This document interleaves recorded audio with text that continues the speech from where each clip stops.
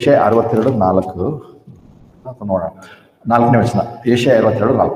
ಇನ್ನು ಮೇಲೆ ನೀನು ಬಿಡಲ್ಪಟ್ಟವಳೆಂದು ಹೇಳಲ್ಪಡುವುದಿಲ್ಲ, ಇಲ್ಲವೇ ನಿನ್ನ ದೇಶಕ್ಕೆ ಹಾಳಾದದೆಂದು ಹೇಳಲ್ಪಡುವುದಿಲ್ಲ, ಆದರೆ ನೀನು ಮೆಚ್ಚಿದವಳೆಂದು ನಿನ್ನ ದೇಶವು ಮದುವೆ ಆದದ್ದೆಂದು ಕರೆಯಲ್ಪಡುವುದು. ಯಾಕಂದ್ರೆ ಕರ್ತ ನಿನ್ನನ್ನು ಮೆಚ್ಚುವನು, ನಿನ್ನ ದೇಶವು ಮದುವೆಯಾಗುವುದು.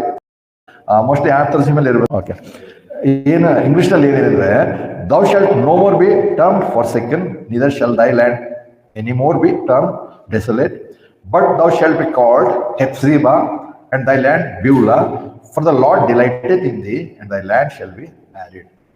ಬ್ಯೂಲಾ, ಹೆಪ್ಸಿಬಾ ಅಂತ ಹೆಸರು. ಕನ್ನಡದಲ್ಲಿ ತರ್ಜುಮೆ ಮಾಡಿಲ್ಲ ಇವ್ರು, ಯಾಕೋ ಅದ್ರಲ್ಲಿ ಮಾಡಿಲ್ಲ, ಇವರು ಮಾಡಬೇಕಿತ್ತು, ಇವರು ಮಾಡಿಲ್ಲ. ಅವರ ಹೆಸರು ನೋಡ್ತೇವೆ. ಈ ಹೆಪ್ಸಿಬಾ ಮತ್ತು ಬ್ಯೂಲಾ ಅನ್ನುವಂಥ ಹೆಸರು ಪರಲೋಕದಲ್ಲಿಲ್ಲ, ಈ ಭೂಲೋಕದ ಪ್ರದೇಶಕ್ಕೆ ಪ್ಯಾಲೆಸ್ತೀನ್ ದೇಶದಲ್ಲಿರುವಂಥ ಹೆಸರು. ಇಲ್ಲಿ ಮದುವೆ ಆಗುವಂಥದ್ದು. ಸೊ ಕರ್ತನಾದ ಯೇಸು ಕ್ರಿಸ್ತನು ಈ ಲೋಕಕ್ಕೆ 1000 ವರ್ಷದ ಆಳ್ವಿಕೆ ಮಾಡುವ ಸಮಯದಲ್ಲಿ ಈ ಲೋಕದಲ್ಲಿ ಮದುವೆ ಆಗುತ್ತೆ.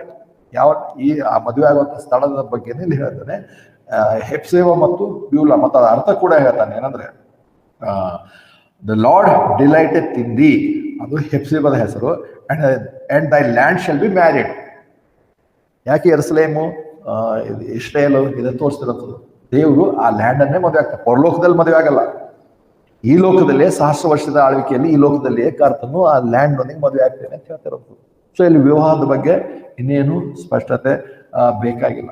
ಸ್ಪಷ್ಟವಾಗಿ ನೋಡ್ತೇವೆ, ದೇವರು ಹೀಗೆ ಏನಂತಾರೆ, ಇಸ್ರೇಲನ್ನು ಮದುವೆ ಆಗ್ತಿದ್ದಾನೆ, ಲ್ಯಾಂಡ್ ಅನ್ನು ಮದುವೆ ಆಗ್ತಿದ್ದಾನೆ, ಅಂದ್ರೆ ಅಲ್ಲಿರುವಂಥ ನಿವಾಸಿಗಳೊಂದಿಗೆ ಮದುವೆ ಆಗ್ತಿದ್ದಾನೆ. ಮದುವೆ ಯಾಕೆ ಆಗ್ತಿದೆ ಅಂದ್ರೆ ಆತನು ತಿರುಗಿ ಅವರನ್ನು ತಿರುಗಿ ಮದುವೆ ಆಗ್ತಿದ್ದಾರೆ.